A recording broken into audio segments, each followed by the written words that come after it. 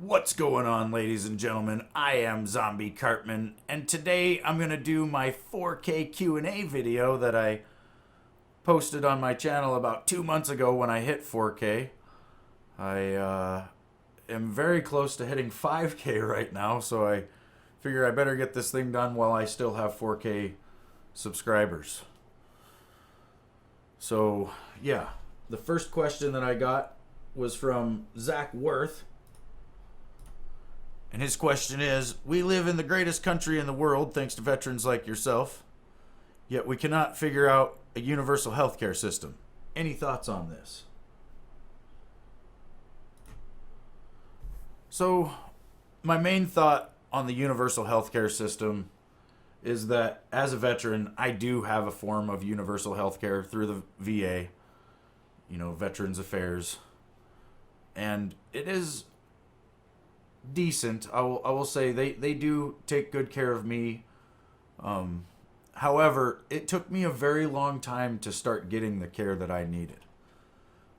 From the time I got out of the service till the time I actually applied for help was about 2 years. So I didn't really acknowledge that I needed help when I first got out. I think I was going through a lot of things, with the loss of my brother and everything. So it was just a whole situation. But in 2007, after a couple of years of being out, I decided to go and get help at the VA. And, from that moment till the moment I got the help that I really needed took about 5 years, which to me is kind of unacceptable. A lot of things went wrong in my life during that 5 years. I'm not blaming it on the VA or anything. I had a good deal to do with it as well, but I just like to think that if I would have got the help I needed in a more timely manner, maybe things would have turned out a little bit different. And honestly, the idea of everybody in America being on a healthcare system like that kind of scares me. I've seen a lot about the healthcare systems around the world that are universal, and there's a lot of things that are not so desirable about it. For example, our taxes would probably almost double if something like that were to be put into place. When the Affordable Care Act was put into place, my girlfriend's insurance payments went up quite a bit, and so did her deductible. I believe her deductible before it was in effect was $2,000 a year, and then it went up to, I believe, $8,000 a year. And if you don't know how that works, basically, you pay your monthly premium for your insurance, which in a lot of people's cases on a family plan is about $450 a month. Then, when you get sick or need to go to the doctor, you still got to pay that deductible before anything gets covered by your insurance. So say you go in there and the doctor bill is only $7,500, well, you're covering all of it. And if that's all that you ever spend in the year, then you just spent $7,500 on the hospital bill that you're going to owe, and you're going to be paying for this insurance that is now more expensive because apparently we need to give it to people for free all over the world because they don't want to work for it. So, it's not good, honestly, for the working class people. It's just not good in general, I don't believe. Also, if we were to make healthcare a right, what would that mean for doctors? Would doctors be required to see people no matter what? I feel like at that point maybe they almost become like slaves to the government. And one of the problems with advanced fields like medicine and science and stuff like that is if we take away the incentive for people to want to go into those fields, who's going to want to do it? If you start putting people into government-ran hospitals where they have to see everybody no matter what, and you start telling them that they're going to get paid this amount of money and that's it, who's going to go into that field? So that's the thing. I guess in a nutshell, I'm not really for universal health care. I think people should aspire to get a good job that provides benefits, and then that's your health care. That was a thing when I was a kid. You understood that your McDonald's or your starting out job wasn't going to provide you benefits. It wasn't going to provide you a living that you could buy a house from or retire from. And nowadays people think that that's supposed to be the case, that every job you walk into, they're supposed to provide you healthcare benefits, and they're supposed to give you a wage that's comparable to anything else you'd be doing in the world. And that's just not realistic. And when we do stuff like that, nobody's going to want to aspire to better themselves. And that's what you're supposed to do. When you are sitting in your job making $8 an hour and you see a customer walk through the door and they're making a lot more money than you because of the clothes they got on and the car they just pulled up in, that's supposed to make you want to better yourself. Don't be jealous of them. Don't want what your neighbor has. Just go and better yourself and get those things for yourself, and you'll feel so much better about it. I'm telling you, a society of people given a bare minimum to survive is going to be a miserable society compared to a society of people who are given an opportunity to thrive. So that's pretty much my opinions on the healthcare system. Moving on to the next question we got from Zenful. Will you play /live stream Red Dead 2 as well? And the answer to that question is yes. Yes, I will. I was waiting for them to add a little bit more content, and it seems like they're doing a bit of that here over the last year, and I expect them to do more as well. If you are familiar with the launch of GTA 5, for example, there wasn't a lot of content. There was no heist. It was basically contact missions when GTA 5 first came out. And, a lot of people probably thought it wasn't going to become what it is today, which GTA 5 is, I believe, one of the best-selling games in the history of gaming. And I'm pretty sure Rockstar's not going to let their investment and the money they've spent on Red Dead 2 go for nothing. I expect there to be an Undead Nightmare release for Red Dead 2 that's going to really bring back the hype. Yeah. So the next question was also from Zenful, and it says, what made you become a YouTuber? Well, when I was younger, I always kind of wanted to be an actor. I did dabble in some plays and stuff as a young kid. And then I've always been a gamer. And back in the summer of 2014, I was playing Call of Duty Black Ops 2 Zombies on Grief Mode, actually, with Callie, my current girlfriend, soon-to-be wife. And her and I basically kicked the butt of a guy that was playing on Twitch, and he was streaming at the time, and he was pretty upset about it. So he sent me a message calling me a shotgun hacking noob, which, he thought I had hacked to get my rank, apparently, on BO2, which I didn't. I was legit. But either way, we started talking back and forth a little bit, and I ended up talking to him in-game, and then he ended up actually being cool. He was just kind of salty about the match. It wasn't a big deal. But he told me about Twitch. And then it was about that time in my life that I had kind of saved up a bit of money as well, so I was able to just build a computer and start streaming pretty much the next month. I am a disabled veteran, so I've got a lot of time on my hands. I don't really get out a lot. I have agoraphobia and PTSD from being in the war, so most of my day is spent right here in the man cave, either gaming or live streaming to you guys, or maybe, trying to make a video. I'm quite lazy, so I don't get a lot of videos done. To be honest, I like to game more than anything, and editing is not gaming. It would be awesome if I could afford an editor, or, if I could teach somebody in the house how to edit the footage that I do, and I could just focus on the gaming. I know that's not realistic, and I know that's not what being a YouTuber is, and I do actually take pride in my videos and the editing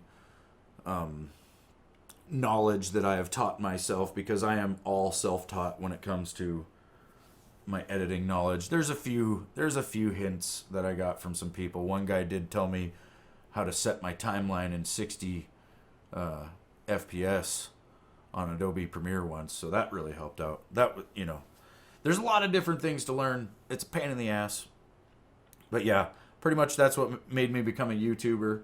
I always kind of wanted to act, and YouTube is kind of like my own little platform for that, I guess. Not that what you guys see is an act, because usually it's not. Sometimes it is, I kind of act things up a little bit. A lot of times I am actually angry, though, so, and you'll probably be completely aware of that. So yeah, next question is going to be from Viper the Red. And he says, what is your favorite game of all time besides Mario 3? And the answer to that is Final Fantasy VII. My favorite game of all time is Final Fantasy VII. Looking back at it as an adult, I do see where it's kind of...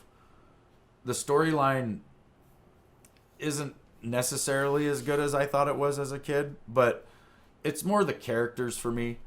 Cloud, the main character, his name's Cloud. He comes from a small mountain town. He leaves that small mountain town to go join Soldier, which is like an elite fighting force, and then from there he ends up going off and saving the world and crap. As a young kid with the thoughts of whatever the hell possibilities life could have for me in my mind, that was one of the romantic ideas I had of joining the military, is that perhaps I would end up in some sort of elite force, or who knows, something crazy. I didn't know. You never know what is out there, honestly, as far as what kind of technology we have or anything like that. So I just wanted to see, that was one of the driving factors, I guess, in my decision to join the military. And I guess that's why I still hold Final Fantasy VII as my favorite game. And I played it a lot, as a kid. At the time when I played it, my life had just turned completely upside down. My father had just went to prison and was sentenced for 20 years flat, and this was in 97. So I kind of dumped myself into video games, and that was my escape from reality. And at the time, that game really captured my imagination, I guess. It was all I really cared about. So yeah, that is my favorite game of all time. And the next question is from Viper again, and he asks, what has been the worst game you've ever played? And the answer to that is Russian roulette.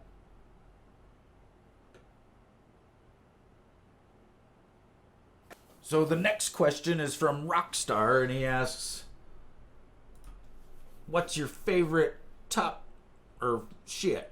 He asks, what's your top-down favorite movie, TV show, and game of all time? And any dream cars that I would love to have.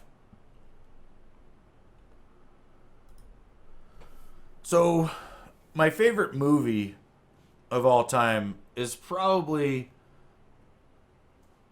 Forrest Gump, in terms of dramas, right? Or if it's going to be like somewhat of a sad movie, or just an all-around good movie, I think Forrest Gump is probably one of my favorites. I honestly have a lot of honorable mentions. Shawshank Redemption's really good.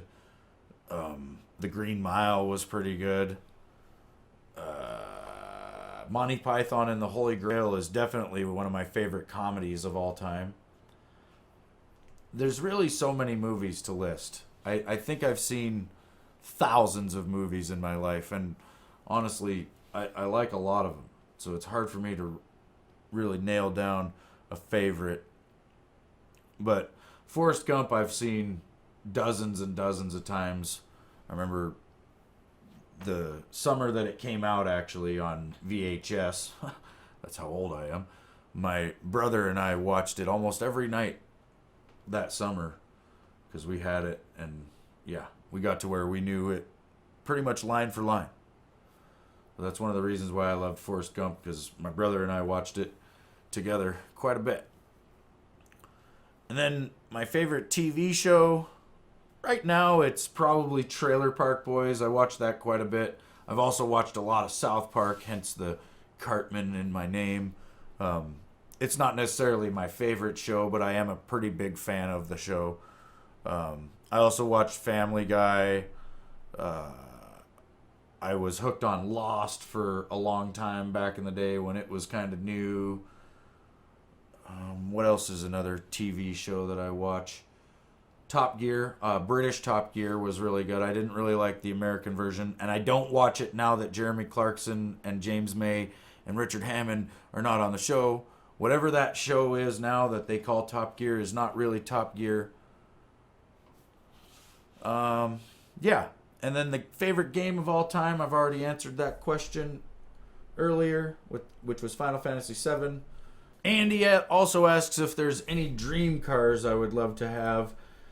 And to me, there is something pretty awesome about the Lexus LFA. The way it sounds.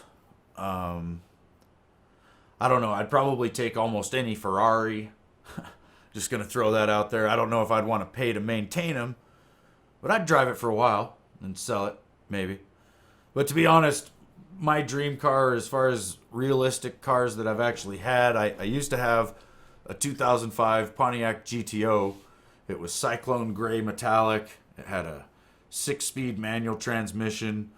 I did SLP long tube headers, a Borla catback, a cold air intake, and a programmer on it.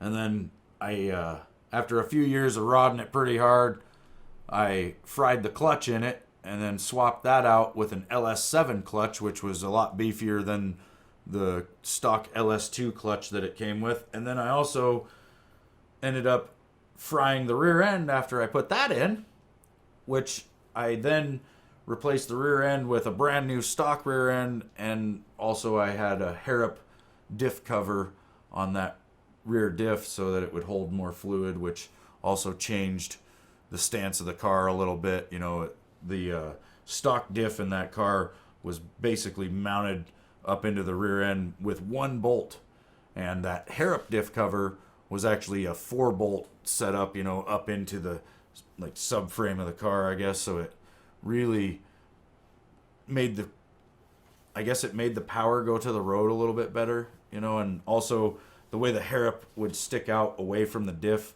a lot further than the stock little bowl, it made it to where the diff itself held pretty much double the fluid, which would keep it cooler in theory and all that. So either way, I ended up losing that car when I got divorced. So yeah, it's a long, sad story I don't really want to go into. But at the time, that car was my dream car.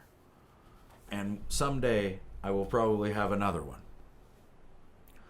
So that's it, you guys, and gals, for this Zombie Cartman 4K Q&A video. I plan on doing probably a 5K Q&A video as well. So if you lovely people would like to ask me some more questions, feel free. I will probably make a post. No, actually, you can just ask me more questions in the comments of this video, and then I will answer those in the 5K video.